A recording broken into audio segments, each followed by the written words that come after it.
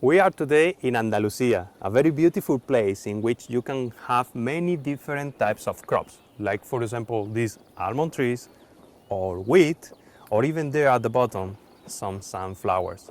But we came today to see a different type of crops, something atypical for Andalusia, but I think in the future will be very important crop in this area. Come with me.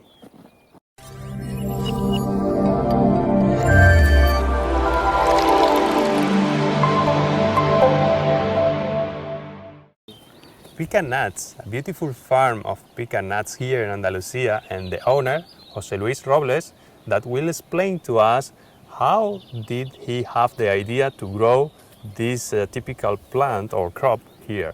Please, Jose Luis, explain us a little bit how did you get this idea?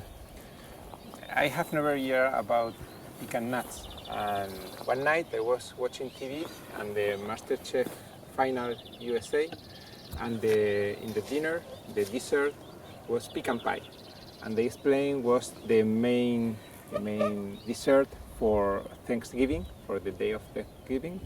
I was watching in internet what was, and for me was very interesting because we had some walnuts and some almond trees, and pecan nuts is another nut, very different, but very similar for this area. That was the main idea. Very interesting. And you told me it's a very rustic crop that can be adapted to many different types of soils, areas, and so on. Please, it's true or? Yes, for us it's very easy in this area because we have no problem with acid soils or with sandy soil or with heavy soil. I have traveled to Uruguay, Chile, Argentina, and I have seen this crop in very heavy soil like Uruguay, or very sandy crops in Chile or Peru. And for me it was very easy in that question. And what about the type of water? It resists any type of water? No, there is a problem. We have some trials with salty water, and there is several problems. So you must have a good water. Okay, and we can say that it's a crop that grow up in dry areas or wet areas, or? You have no problem. You can make the crop wherever you want. There is no problem. For example, you can see the main region more or less in the world is Georgia, where the rain is 2,000 millimeters. And I have seen in Peru, in Ica, where the rain is very few. It's the desert. So you can find wherever you want. It's no problem the weather, with different varieties, no with always the same. And this area in Andalusia, in the south of Spain, you don't have any problem with 2 or 3 or 4 or 5 varieties. You don't have any problem. Even the flooding, it resists the flooding. Yes, right? a lot. I have seen in Uruguay a file where the flooding is all time, all the years, no all time, only all the years, and 1 month or 2 weeks, the water is over the soil, and there is no problem. Always in winter, no in spring or summer, and there's no problem. It's very good crop. In this area, we began 7 years ago to find a crop for a flooding area in one field of a friend, and they planted pecan. I have seen 2 times flooding the river, and there is absolutely no problem with 1 meter of water. Amazing. And tell me, which is the most common space between trees and between lines? This area is a trial with the government of Andalusia for seeing the long time which spacing is better for this area of Andalusia. Normally the standard is 10 by 10 in Mexico or USA. In the past they arrived till 12 by 12 or even 20 by 20. I have seen in Uruguay all trees is between 25 by 25. Wow. Is very big, and the trees are very big, and they complete the space. So in this trial is 10 by 10, 9 by 7, and 7 by 5.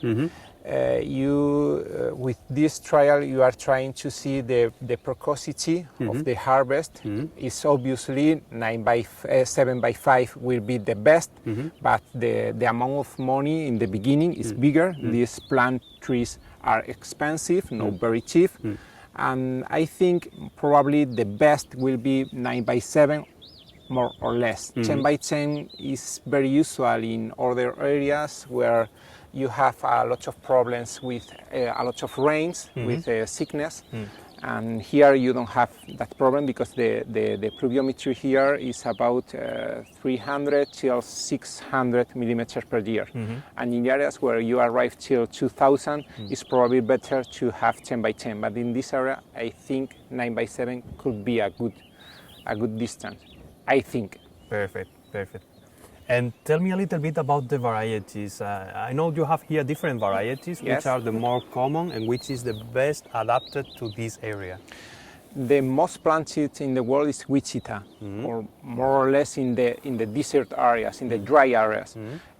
Here we have Wichita, like main varieties, and other varieties. The second, or the pollinizer for Wichita is Western Slay. And another second main variety is Pawnee. Pawnee pollinizes a few Wichita. And the third main variety is Mahan. Mahan is very famous in Peru, or here even in Spain, in the south of Spain, because it's the biggest walnut, the biggest.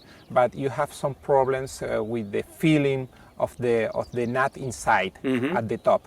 You must have a very good irrigation, very good in the tips of the roots, for they absorb all the water, and with another deficiencies of nitrogen or potassium. You can read a lot of explanation for that small problem. But the main crop and the main variety here is Wichita. And which are the main pests and diseases you can find here for this crop? Diseases here in Andalusia, I haven't seen anything big problem. In this field, in this area, I haven't seen anything. I think the main two reasons in Andalusia is one, the rain is very small between March till June, till May, and the pluviometer here is 300 till 600 millimeters, so it's low, and in that time it's very low. It depends on the area, but the spring is not very wet. And the other reason is because the areas are very isolated, very small, and for that reason it's complicated to have a problem with massive crops like Mexico or USA or that areas. And the pest, we have only aphids.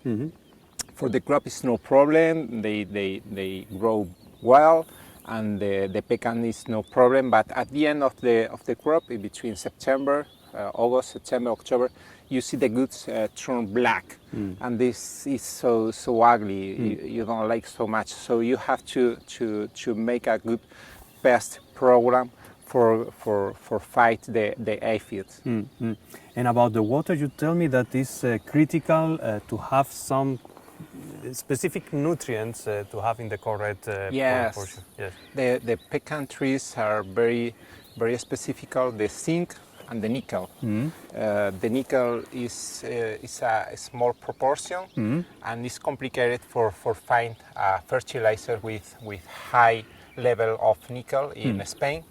We are trying to find it, and the zinc is very easy, and the zinc is the biggest problem is the urea chemical process inside, and you must fertilize both with foliar sprinklers between the pre-growing, about 15 days more or less, till make 5, even 6 program treatments in these days. So it's very important, zinc and nickel. And what about to mechanize this crop? How do you harvest it, for example? In the first years, it's usual or very easy to use a shaker with umbrella for the reception of the pecan. And where the trees are very big, it's usual to use the same system for olives, with shaking to the ground and with sweeper Mhm. and harvesting from the ground. That's the two system very easy. Okay, and what about the pruning? How do you do the pruning? In the first year, the pruning is manual, Uh-huh. and when the size of the trees are very big, it's normally to use a cutting disc Mhm. for reduce the volume of the crop. Okay, perfect. And how do you calculate the volume of water to supply to the crop? We have studied some different studies from Mexico, Mhm. Peru, Chile. Mhm. It depends of the soil, but more or less is 6,000 cubic meters per hectare. Mhm. Is I think could be. Here for us, we use for almonds and for walnuts the Scholander Mhm. for see the stomatical pressure. Mhm. And this is the first year we are using with 1 meter per week Mhm. for have our own table Mhm. and for comparison with some studies from USA and Mexico. Okay. And I think in 2-3 years we will have our own table Mhm. for make the correct decisions. But more or less I think we will need this volume of water. Okay, perfect. But it's very important the quality of water. Uh-huh. Know the best water, but you have some problems with salty water. No like walnuts, where you have several problems with chlorures or with sodium, but you have some problems. Okay.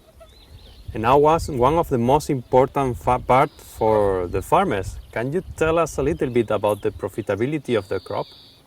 Yeah, sure. It depends. In the world, more or less, the average is between 400 to 700 kilograms per hectare. The average. It depends of the year because the crop is increasing one year and go down the next. There is some studies for the harvesting about 4,000, even 5,000 at the top in Mexico or USA. Here we think a good number is between 1,000, 2,000, even 3,000, the average in the best years. So, and the price, it depends of the year, but more or less the price could be 5, 4, 6. For numbers, is between 4 till 5 euros per kilogram. Okay, perfect. In shell. At the end, you have more or less 10,000 euros per hectare. Okay. And the cost, it depends, but we think with the processing, with everything, an average could be 3,000, 4,000. It depends, but All right. more or less. So there is a good profitability, but you can see, you will see the big problem is the time. Yes. For arrive till this number, you have to wait for 6, 7, 8, even 10 years. Yeah. With no incomes. Yes, but another good thing is the longevity of this crop. You will see this crop even 100 years, 200 years. It will stay there. Yes. Okay, perfect. Very, very important also, of course. Yes, it's a different crop in nut trees because in almond the life is 20 years, 15, 25. Yeah. For walnuts 30, 35. Yes. But with pecan trees you can see in another webs of USA the third generation and Still the same trees. Yes, and he say, oh, thanks to my old grandfather, he make the decision for these trees, and we can leave all these families for this decision because they are the same trees. You can grow today for your grandchild. Yes, of course. Perfect.